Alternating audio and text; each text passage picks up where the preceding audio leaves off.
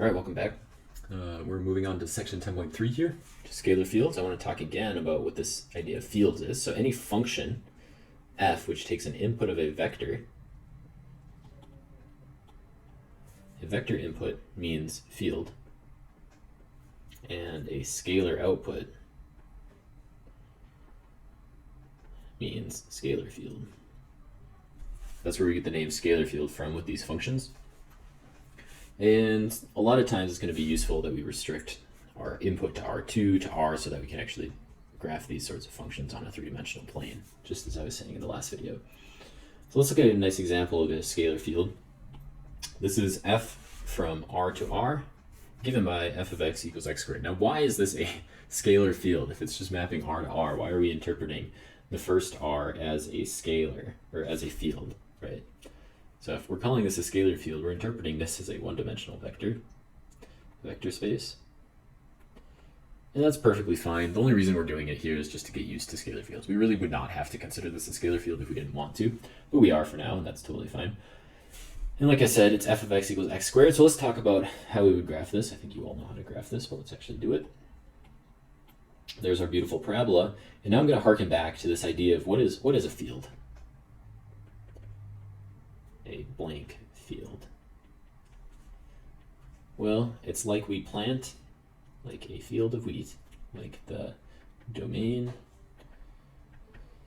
is a space we plant seeds on, and the output of those seeds is the image of the function. So in this case, it's like we've planted little tiny seeds all along my domain, which in this case is the x-axis, right? So suppose I planted a bunch of little wheat seeds there. And it's a scalar field. So scalar, you can basically just think about that the scalars correspond to the height at which the wheat grew at each one of those points. So you ask the question, how high did the wheat grow at each point after I dropped my seed? And ideally, you know how to answer that question for me. The height of the wheat is given by f of x, where x is wherever it was planted.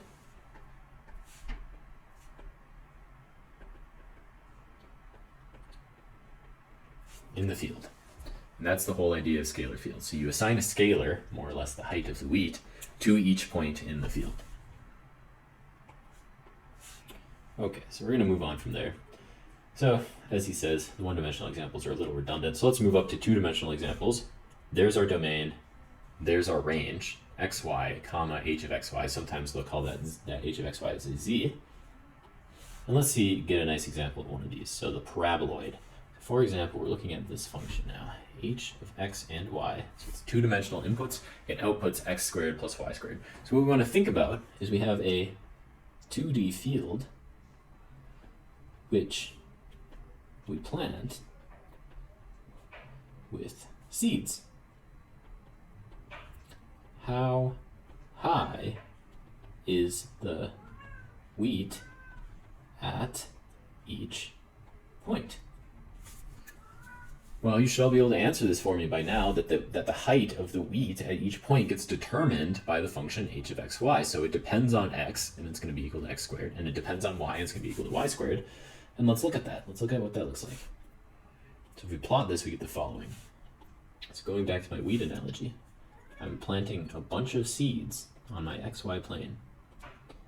Planting a bunch of seeds just like that. And I ask the question, how high does the wheat grow at each one of those points? And that's what this graph is of, is the height of the wheat at each of my points. So you can see closer to the point 0, 0, the wheat is much lower. Think about that, it didn't get much water there or something. And farther away from 0, 0, the wheat grows a lot higher. So that's my wheat field in this case, or my scalar field for x squared plus y squared. We call this shape, x squared plus y squared, as a shape. We call it a paraboloid. That's because it's like a parabola, but oid we often use to describe higher dimensional objects. So it's like a parabola in 2 dimensions. How would we go about graphing this maybe by hand to get an idea of what it would look like? Well, we can do that by basically deciding to draw a slice, right? So maybe what would like that slice look like right there of the paraboloid? What we would fix if this direction, or maybe the x direction in that way, and this is the y direction, we would fix whatever value of y that is. So we call that y naught. And then we would just see it as a function of x that goes up and down like that. So let's see that in this example in a few cases. They fixed y equals 0. You'll notice that if we fix y equals 0, that would be looking at exactly the half cross section. And that looks exactly like a parabola in x. And let's see if we can verify that over up here. That if I look right at y equals 0, that's like right here. It's kind of hidden. But if we would look at that just as a single curve, that's going to look like a parabola. We can do the same thing by fixing x equal to 0. And then we recover y squared. And on this graph, we would get something in a different direction here. So x is 0 is right there. So maybe we start here, and we recover something like that. And so that's a parabola in the y direction.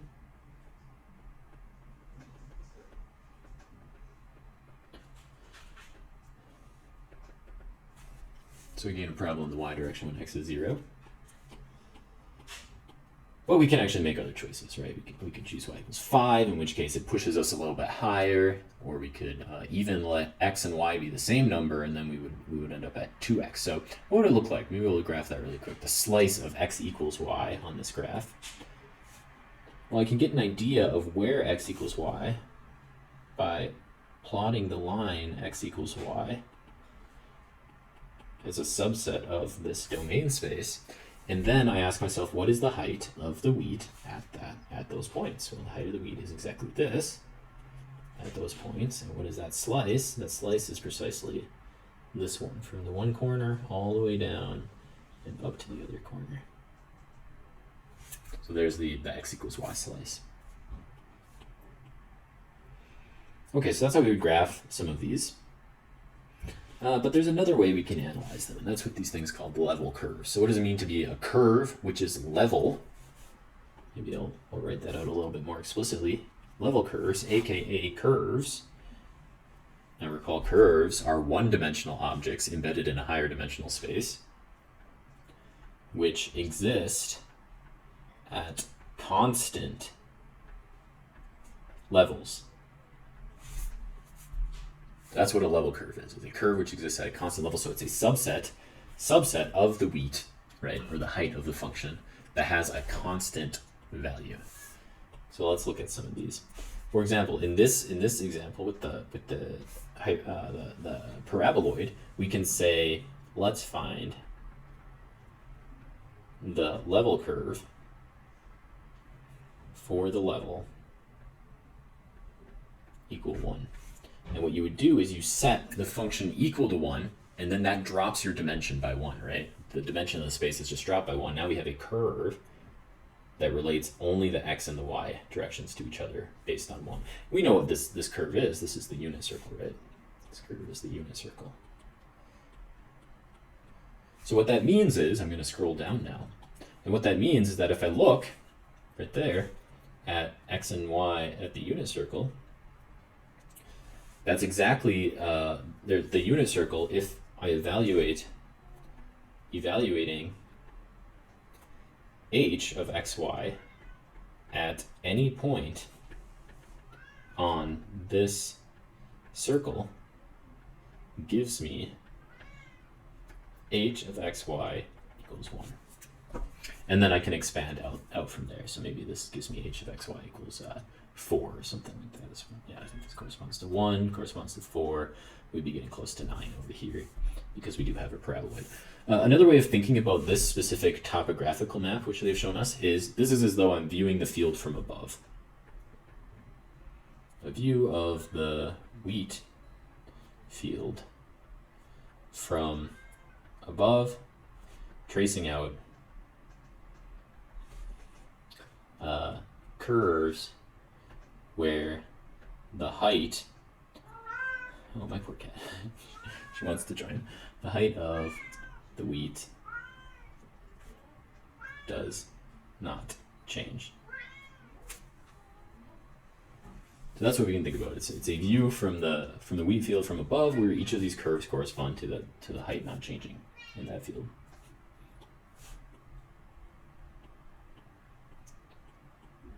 Okay, so now we want to move on to this section called partial derivatives. This is one of the more important things in multivariable calculus, is the partial derivative. This is the idea that we can take a derivative of a field, right? It doesn't necessarily need to be a scalar field, but we can take the derivative of a field partially. That's what we're headed towards. So since I'm gonna write in the margins here, since the domain of a blank field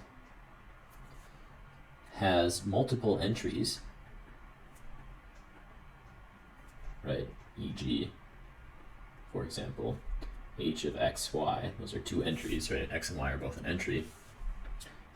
We can take derivatives in each entry separately. That's the idea of partial derivatives. We're going to take a derivative in each entry separately.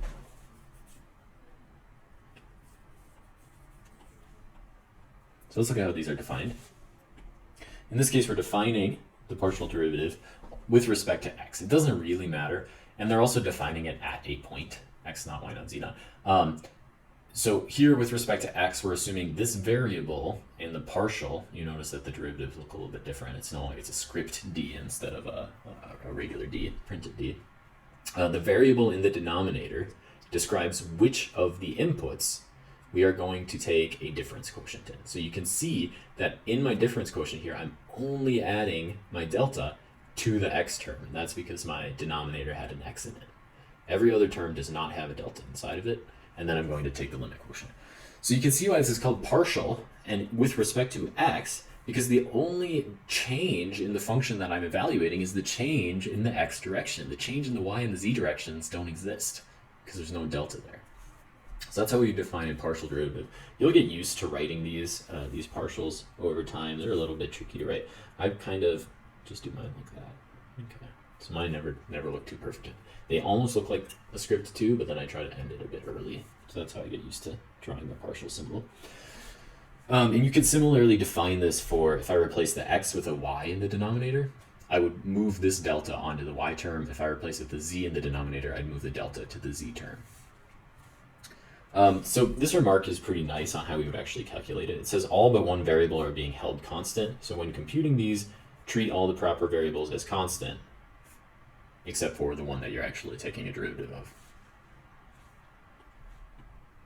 Okay, so oftentimes we're just going to write, and the way I'm going to call this, I'm going to say this out loud, is partial f, partial x. Instead of df, dx is the derivative, I'll say partial f, partial x.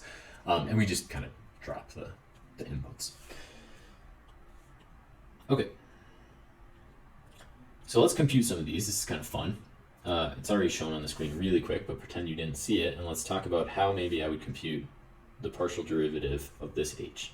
So let's go partial h, partial x. Now I can do a limit quotient if I want to, and you can go right ahead, but I'm going to tell you the secret here, right? The secret is take derivative on all x terms. That's it. That's all we're going to do. And treat y terms as constants. Okay, so you still take the derivative against the y term, but there's nothing you're taking a derivative of except for a constant, because it's been held constant in our definition. And so what would that actually look like? Well, if I take a derivative in x of x squared, that gives me 2x. If I take a derivative in x of 2y, or of y squared, it's not going to give me 2y. So dy squared dx. Y is not a function of x here. Y is a constant. So the change in a constant divided by x is 0. And so we're going to be left with 2x plus 0, or we're going to get 2x out of this. And now I'll scroll down. There you go. Partial x, or partial h, partial x is 2x. We can do the same thing with y. Think really quick in your head what would happen if I took a partial derivative with respect to y. Yeah, the x squared term turns into 0 because x is a constant with respect to y. and we gain 2y out of it. There's our example there. Here's a really nice one. We're going to do something just a little bit more complicated. Let's compute all three partial derivatives for this function. Let's try it. Partial f partial x. Okay, so every time I see an x, I'm taking a derivative. Everything else is considered a constant. So this yz that I'm going to see right there, that's the same thing as like 3 or 11 or whatever you would want it to be. Same with every other one that I see. So the derivative of sine xyz, if yz is a constant, I take the derivative of sine, I'm going to get cosine. I leave the inside the same based off the chain rule, but then I multiply by the derivative of the inside. So the derivative of xyz, if yz is a constant, if I'm truly thinking about yz as a constant, I'm just taking a derivative on x, I'm going to gain yz out of that, times yz. This comes from the chain rule in the variable x. If I take a derivative of this x, that's just going to turn into 1. That's our generic derivative of x. If I take a derivative of 2y squared, y is a constant. A derivative of a constant is always going to be 0 plus 3x squared z. The 3 and the z are both constants, and the x squared turns into 2x, so I'm going to recover 6xz. The z is still there because it's multiplying. Multiplied constants will sit around. Constants by themselves disappear. Okay, so if I want to pull all of that together, that's saying this was yz partial f partial x is there is yz cosine xyz plus 1 plus 6xz. If I do the same thing with partial f partial y, I'm going to get almost the same thing on the first term, but now the chain rule in y is going to give me an xz out of this, cosine xyz. The term x there will turn into 0. I'm going to get 4y off the y squared term. Both of those are constants, and so those will also be 0. Finally, if I take this with respect to z, I'm going to recover the chain rule with respect to z is going to give me xy cosine xyz. This is a constant, that's a constant. This, I'm taking a derivative with respect to z, that's going to give me 3x squared times 1, because that was the derivative with respect to z. So there's my 3 partial derivatives. Let's move on a little bit. So you can compute second partial derivatives, right? There's nothing that's telling me that I have to stop at 1. So if I wanted to continue, I certainly could. When I took partial f partial x up here, I got something that was perfectly valid as yet another scalar field. So I can do that again, and I can get even another scalar field. I can do that with y's. I can actually mix them by taking a y and then or an x and then a y, or a y and then an x. And we can start to talk about what this means, these higher derivatives. So the original derivatives, that describes partial f partial x describes the change in x at some point. So in the x direction, x holds a direction in its domain. Y has a direction in the domain. So so this would be like, how does the height of the wheat change if I move east, for example? How does the height of the wheat change if I move north? How does the, well, we're outside of enough, but in 2 dimensions, it would be like, how does the height change east? How does the height change north? And then the second derivatives deal with concavity, the same way that they dealt with concavity before. How does the height of the wheat change in concavity in the east direction? How does it change in concavity in the north direction? And then you can actually calculate, this is kind of like a mixed concavity version. All right, this is a very nice proposition. No, it's not always true, but basically it's basically always true. It says, then if all second partial derivatives are continuous. So you don't run into non-continuous functions terribly often, right? So as long as they're continuous, then it doesn't matter which order you take partial derivatives in. So what this is actually trying to say, this is getting a little confusing with these subscripts. What this is basically saying is that if I take the derivative in one direction and then the derivative in another direction, it's the same as taking it in the second and then the derivative in the first. So all of the derivatives, as long as I take the same total number of derivatives in the same choices of directions, it doesn't matter which order I chose to do that in. I'm going to get the same result. So most importantly, that's this one right here. Partial y and partial x equals partial x, partial y. That's going to be a very important property for us a lot later. Okay, so let's just go through this really, really quick. if I have x squared plus y squared here, I'm going to compute these for you. Partial squared f partial x squared, I'm going to take two derivatives in x, and I'm going to recover 2.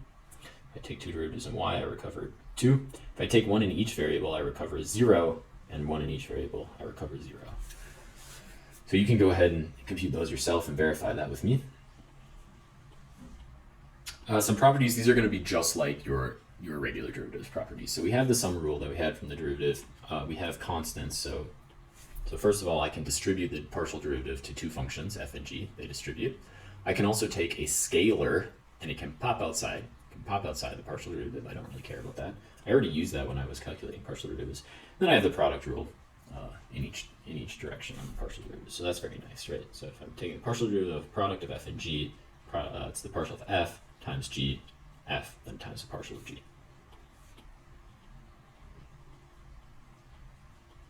Okay, and then we're going to move on really quick to directional derivatives. So directional derivatives, this is just one really quick thing, because you can see we're almost done with vector fields there. Directional derivatives are kind of interesting in that they say, hey, how about I take a partial? How about a partial derivative in a direction that isn't x, y, z, etc. Right? Is there a way that I can take it in a direction that isn't like explicitly in the definition of f? And of course you should be able to do that, because there's nothing special about us choosing the directions of x, y, and z right away. And so we have this like nice little other notation for calculating these. We're going to take a vector n in the direction I care about a derivative in, and then that n needs to be normalized, and the magnitude of n is 1. So if I do that, all I have to do, I can calculate this. On the left-hand side, this is evaluated at the vector x. Once I do that, I can take a difference quotient in the direction of n, right? And this is just a classic difference quotient, but now I've given myself the direction of n. So we can recover, maybe hearkening this back to what we've had before, partial f partial x is this case for n equals my vector, my x vector. I could do that for partial f partial y, and then I would get the y vector. I could do it for partial f partial z, and that's the case for n being the z vector. Right, so that's what we want to think of with n. But then, in general, I could probably do this for any n, and that's what this directional derivative is calculating for me. Okay, that's all I have. I'll see you in class. Bye.